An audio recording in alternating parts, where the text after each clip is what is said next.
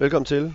Jeg hedder Brian. Jeg laver den her lille video, fordi at min Park One den har været årsag til, at jeg fik et par bøder nu her. Jeg har haft den i 4 år plus, og den er løbet tør for strøm. Så det er vel fair nok.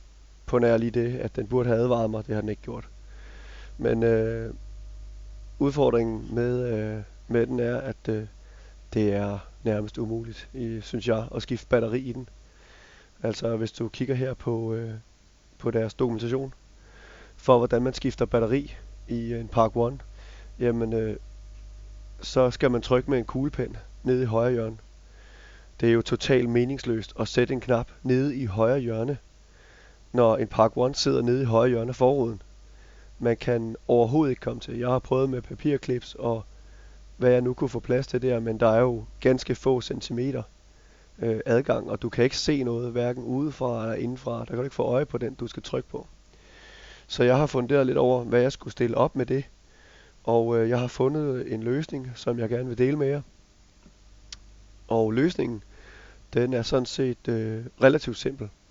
Batteridækslet, det sidder jo i venstre side, når man ser det inden fra bilen.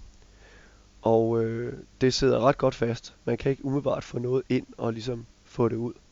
Så det jeg har gjort, det er, at jeg har taget min limpistol, og så har jeg simpelthen limet en ordentlig klat på.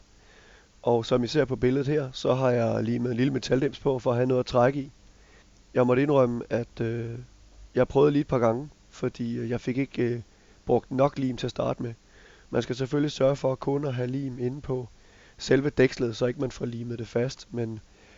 Men grund til, at jeg tænkte, at jeg vil bruge min limpistol, det er, at den lim er rigtig nem at få af i et stykke.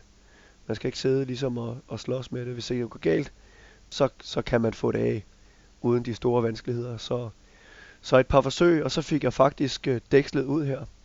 Så det er et lille tip givet videre, hvis der er andre, der har det her problem. Jeg kunne ikke finde nogen hjælp på det. Og dem, der laver Park One, ja, de var ikke den store hjælp, det må jeg sige. Så, men altså en limpistol. Lige smør et stykke en klat lim på. En eller andet ind i, som kan binde ind i limen, og som er til at få fat i. Og så lige noget mere lim udenom, sådan så den sidder rigtig godt fast. Pust lidt, så ikke det flyder ud, og vent på, at det er størknet rigtigt. Og så er det faktisk muligt at trække det ud.